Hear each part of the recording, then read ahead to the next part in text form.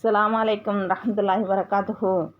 இன்றைக்கான வீடியோவில் அல்லாஹ்வின் திருநாமம் 5 திருநாமங்களை பற்றி பார்க்க போகிறோம்.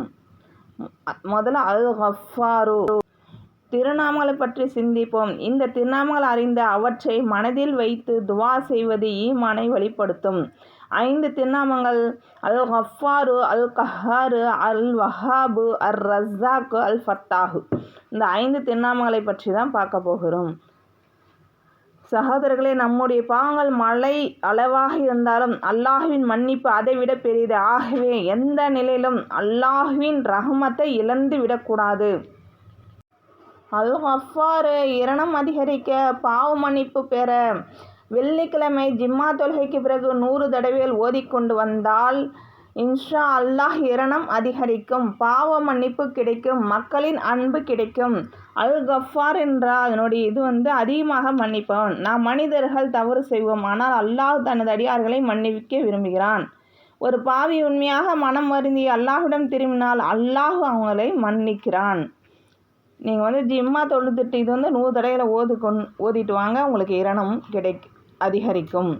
அதுக்கு பாவங்களும் மன்னிக்கப்படும், மனக்கவலை நீங்கும், துவாக்கள் ஏற்படும், வாழ்க்கையில் பரக்கத் ஏற்படும்.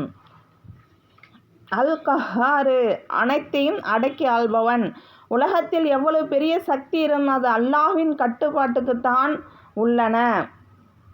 அல்லாஹ்வின் மீது நம்பிக்கை அதிகரிக்கும், பயம் குறையும், சோதனைகள் பொறுமையுடன் சந்திக்க முடியும். இது அல் கஹார் மனைவி கீழ்ப்படியும், உலக ஆசை நீங்கவும். பீங்கான் தட்டில் எழுதி கழுவி குடித்து கொண்டால் அல்லாஹ் நாடினால் சூனியம் காரணமாக கீழ்ப்படியாதிருக்கும் மனைவி பணிந்து நடந்து கொள்வாள். அதிகமாக ஓதி வந்தால் உலக நப்பாசை உள்ளத்தை விட்டு அகன்றுவிடும், துன்பம் கவலை நீங்கிவிடும், அல்லாஹ்வின் அன்பு அருள் கிட்டும். இந்த திறந்த தலையுடன் 100 தடவைகள் ஓதிக்கொண்டால் எண்ணங்கள் நிறைவேறி வரும். நீங்கள் அல் கஹாரு இதெல்லாம் அல் கஹார் கொதிங்க. அடுத்தது அல் வஹாப். அல் வஹாப் என்பது அளவற்ற அடையாளன். அல்லாஹ் கேட்பவர்களுக்கும் கேட்காதவர்களுக்கும் அருள்களை வழங்குகிறான் அல் வஹாப். அல் வஹாப் என்பது நாம் சில நாட்கள் கேட்க மறந்தாலும் அல்லாஹ் நமக்கு பல நன்மைகளை வழங்குகிறான். கண், காது, ஆரோக்கியம், குடும்பம் இவை அனைத்தும் அவனுடைய அன்பளிப்புகள். துவாக்கள் ஏற்படும், நன்மைகள் அதிகரிக்கும், குடும்பத்தில் பரக்கத் உண்டாகும். அல் வஹாப் என்பது பெருந்தன்மை ஏற்படும், காணாத போன பொருள் கிடைக்க அல் வஹாப்.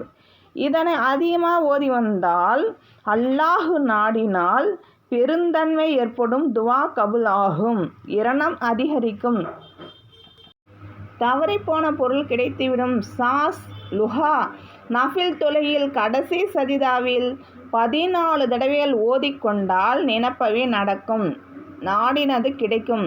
பட்டினி பசியின் சிரமம் ஏற்படாது.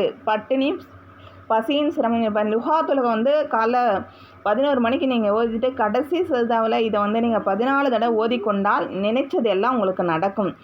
இன்ஷா அல்லாஹ் நீங்கள் ஓதிக்கிங்க, உங்களுக்கு எல்லாமே கிடைக்கும். நம்பிக்கையுடனும் ஏமானதும் ஓதுங்க. அல் வஹாப் ஓதிக்குங்க, நான் சொன்ன முறையில் ஓதிக்குங்க. அடுத்தது அர் ரஸாக். ரஸாக்னா ரிஸ்க் வழங்குபவன், வேலை தருபவன், முதலாளி அல்ல, ரிஸ்க் தருபவன் அல்லாஹ். சகோதரர்களே, நல்லடியார்களே, இன்று பல ரிஸ்க் குறித்து கவலைப்படுகிறாள். ஆனால் நம்முடைய ரிஸ்கை எழுதி வைத்தவன் அல்லாஹ். நாம் ஹலாலான வழியில் முயற்சி செய்தால் அல்லாஹ் நமக்கு போதுமான ரிஸ்கை வழங்குவான்.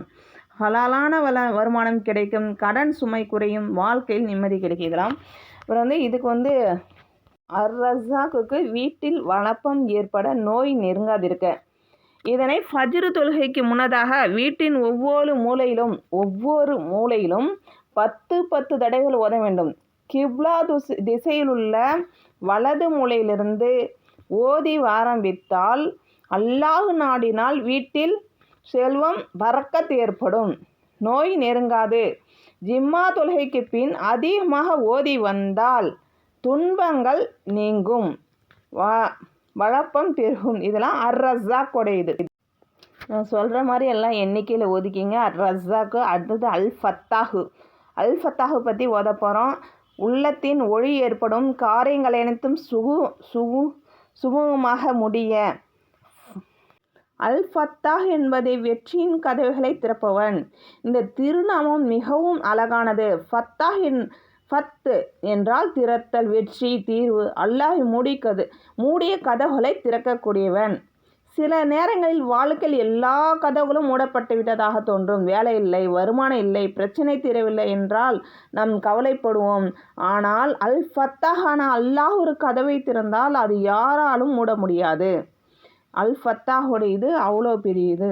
அல் ஃபத்தாஹ் நீங்கள் எப்படி ஓதணும்னா, ஃபஜ்ரு தொழுகைக்கு பிறகு நெஞ்சின் மீது கை வைத்து 71 தடவைகள் ஓதி கண்டால் அல்லாஹ் நாடினால் உங்கள் உள்ளம் ஒளிமயமாகிவிடும். செய்யும் காரியங்கள் அனைத்தும் சுபமாக முடியும். கவலை நீங்கும். இரணம் அதிகரிக்கும். தொட்டது துவங்கும். இந்த அல் ஃபத்தாஹுக்கு இவ்வளோ இது இருக்குது. நீங்கள் ஃபஜ்ர் தொழுதுட்டு நெஞ்சில் கை வச்சு 71 தடவை ஓதிக்கிங்க. ஓதனால உங்களுக்கு எவ்வளோ இது இருக்குது பாருங்கள். அவ்வளோ பெரிய பவர்ஃபுல்லது அல் ஃபத்தாஹு. எவ்வளோ பெருது பாருங்கள். அல் ஃபத்தாஹுக்கு ரெடியாக இருக்குங்க. பிரச்சனைகளுக்கு தீர்வு கிடைக்கும், கல்வியில் முன்னேற்றம் கிடைக்கும், தொழில் மற்றும் வியாபாரத்தில் பறக்கத்து உண்டாகும், நல்ல வாய்ப்புகள் உங்களுக்கு கிடைக்கும், மன நிம்மதி கிடைக்கும். நிறையா இருக்குதுங்க அல் ஃபத்தாஹ் நீங்கள் அதிகமாக ஓதுங்க. அன்பானவர். அல் கஃபார் பாவங்களை மன்னிக்குவன். அல் கஹர் அனைத்தும் ஆள்கின்றவன். அல் வஹாப் அருள்களை வழங்குகிறவன். அர் ரஸாக் ரிஸ்க் வழங்குபவன். அல் ஃபத்தாஹ் வெற்றியின் கதவுகளை திறக்கணும். இந்த திருநாமங்களை அடிக்கடி நினைவு கூர்ந்து அவற்றை பொருளை உணர்ந்து துவா செய்வோம். துவா அல்லாஹும்ம யா கஃபார் யக்ஃபிர் லனா வ யா கஹார் யக்ஃபிர் லனா யா வஹாப் ஹப்லனா மின் ஃபலிலிக யா ரஸாக் ரிஸ்க்னா ரிஸ்கன் ஹலாலன் தய்யிபன் யா ஃபத்தாஹ் அஃப்தஹ் லனா அபுவாபல் ഖൈர வல் பரக்கத வர் ரஹ்மத. யா கஃபார் எங்களை மன்னிப்பாயாக. யா கஹார் எங்களை பாதுகாப்பாயாக. யா வஹாப் உன் அருள்களை வழங்குவாயாக. யா ரஸாக் ரிஸ்கை வழங்குவாயாக. ஏ ஃபத்தாஹ் நன்மை, பரக்கத், ரஹ்மத் ஆகியவற்றின் கதவுகளை எங்களுக்கு திறப்பாயாக. எல்லாத்தோட இதுவும் இதில் சொல்லியிருக்கேன். நீங்கள் ஓதிக்கிங்க. ஆமீன் ஆமீன் ரப்பில் ஆலமீன். அஸ்ஸலாமு அலைக்கும் ரஹ்மத்துல்லாஹி பரக்காத்துஹு. கமெண்ட் பண்ணுங்கள், லைக் பண்ணுங்கள், சப்ஸ்கிரைப் பண்ணுங்கள். எங்களுக்காக துவா செய்யுங்க. நானும் உங்களுக்காக துவா செய்கிறேன். அஸ்ஸலாமு அலைக்கும்.